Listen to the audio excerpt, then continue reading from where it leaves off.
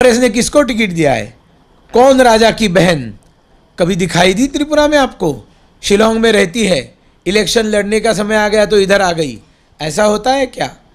कभी नहीं होना चाहिए।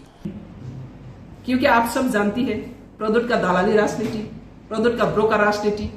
तुम जैसा नौतों की बात पब्लिक पहचाना कोई बाकी नहीं रहा।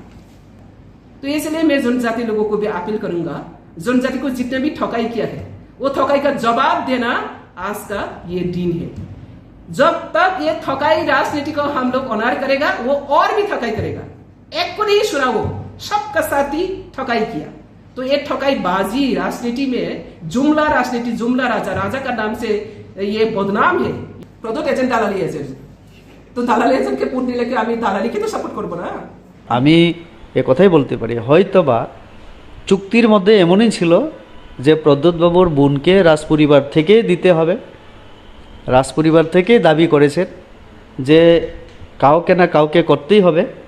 তো এটাও চুক্তির একটা অংশ হিসেবে, তো এভাবে ইতিহাসে আমরা কখনো দেখিনি যে আর একটা দলের লোক কিন্তু বিজেপি বা আরেকটা দলের সিম্বল নিয়ে, এটা হয়তোবা চুক্তিতে ছিল অলিখিতভাবে, তো যার কারণে হয়েছে।